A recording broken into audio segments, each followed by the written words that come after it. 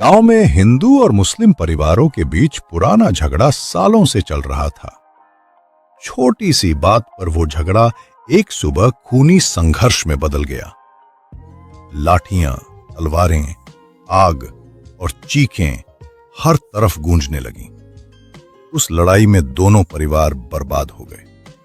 मुस्लिम परिवार से सिर्फ एक 7 दिन की मासूम बच्ची बची, जिसकी माँ बाप, दादा दादी सब मर चुके थे। उस खून खराबे में हिंदू परिवार का एक ताऊ जिंदा था। उसने रोती हुई बच्ची को देखा, मगर उसका दिल डर और नफरत से भरा था। उसके मन में ख्याल आया, अगर मैंने इसे पाला तो अपना समाज मुझे गुनहगार कहेगा। लोग कहेंगे कि मैंने दुश्मन की औलाद को बचा लिया। कौन समझेगा मेरी मजबूरी? उसकी आंखें आंसुओं से भर आईं, लेकिन उसने दिल पर पत्थर रखकर उस मासूम को एक टोकरी में डाला और सुबह नदी के किनारे जाकर बहते पानी में छोड़ दिया। बच्ची चीख चीख कर रो रही थी, मगर ताऊ के पैर कांपते हुए भी पीछे हट गए। नदी का पानी टोकरी को बहा ले जा रहा था, लेकिन उसी वक्त खेत से लौटते हुए एक हिंदू किसान रामनाथ और उसकी पत्नी सावित्री ने बच्चे की रोने की आवाज सुनी। वे दौड़े और टोकरी को बाहर निकाला। सावित्री ने बच्ची को गोद में लिया तो वह अचानक चुप हो गई। रामनाथ ने हैरानी से कहा, सावित्री, ये तो बस 7 दिन की है, इसके पापों की सजा भुगत रही है। सावित्री की आंखें भीग गईं। राम, ये बच्ची अब हमारी बेटी है। भगवान ने हमें संतान नहीं दी, शायद इसी वजह से कि हम इसे अपना सकें। जब गांव वालों को पता चला कि रामनाथ और सावित्री ने मुस्लिम परिवार की बच्ची को अपना लिया है, तो चौपाल पर सब इकट्ठा हुए। किसी ने ताना मारा, रामनाथ, तुम पागल हो गए हो? दुश्मन की औलाद को क्यों पाल रहे हो? दूसरा बोला, इससे गांव में और झगड़ा बढ़ेगा, छोड़ दो इसे।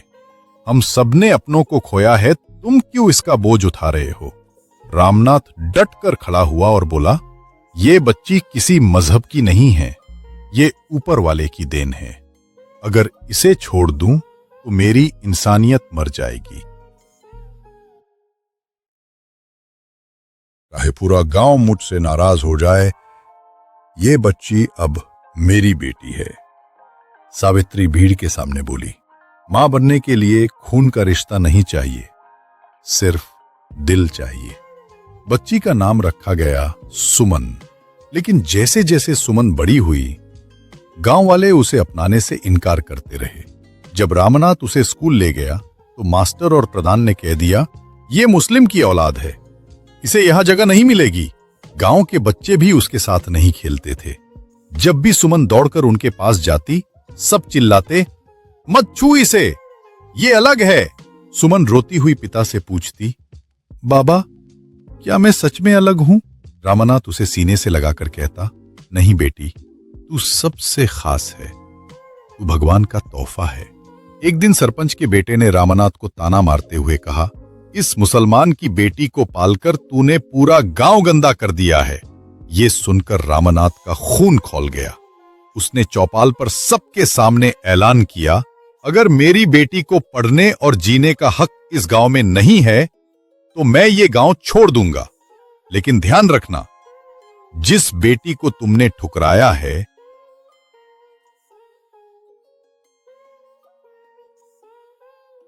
वही एक दिन तुम्हें इंसानियत का असली मतलब सिखाएगी। और उस दिन रामनाथ परिवार सहित गांव छोड़कर शहर चला गया। शहर में रामनाथ मजदूरी करने लगा, ईंट ढोना, रिक्शा चलाना, धूप पसीने में काम करना।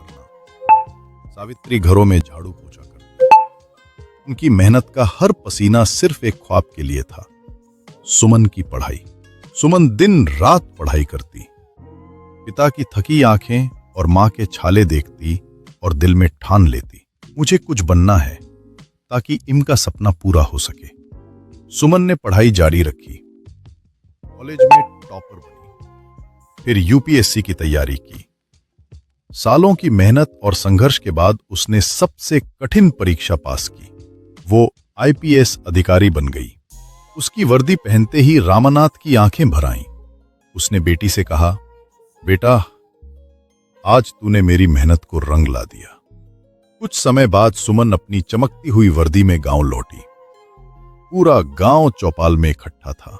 लोग फुसफुसा रहे थे, ये वही बच्ची है जिसे हमने कभी अपनाया नहीं था। सुमन सबके सामने खड़ी हुई और बोली, आज मैं आईपीएस हूं, लेकिन अगर मेरे पापा ने गांव छोड़कर शहर में मजदूरी न की होती तो मैं अनपढ़ रह जाती। ये इंसानियत मेरे पापा ने दिया है। धर्म ने मुझे ठुकराया, लेकिन इंसानियत ने मुझे अपनाया। भीड़ में सरपंच और उसका बेटा खड़े थे। यही लोग कभी उसके खिलाफ थे। सुमन ने सीधे उनकी ओर देखा और कहा, आज मैं पूछती हूं, क्या किसी बच्चे का कोई धर्म होता है? अगर इंसानियत सबसे बड़ा धर्म है तो आपने मुझे क्यों ठुकराया था? पूरा गांव खामोश हो गया। सरपंच का बेटा नजरें झुका गया। सरपंच भीड़ के बीच में खड़ा हो गया, मगर उसके पास कोई जवाब नहीं था।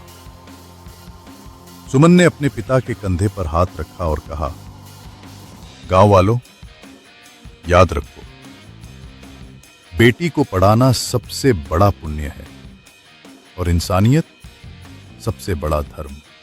गांव तालियों से गूंज उठा और जिस बच्ची को कभी नफरत की वजह से ठुकराया गया था, वही बच्ची आज इंसानियत का चेहरा बनकर गांव का गर्व बन चुकी थी। धर्म बांट सकता है, लेकिन इंसानियत हमेशा जोड़ती है। नई भावुक और प्रेरणादायक कहानियों के लिए चैनल स्टोरी बाय प्रकाश को सब्सक्राइब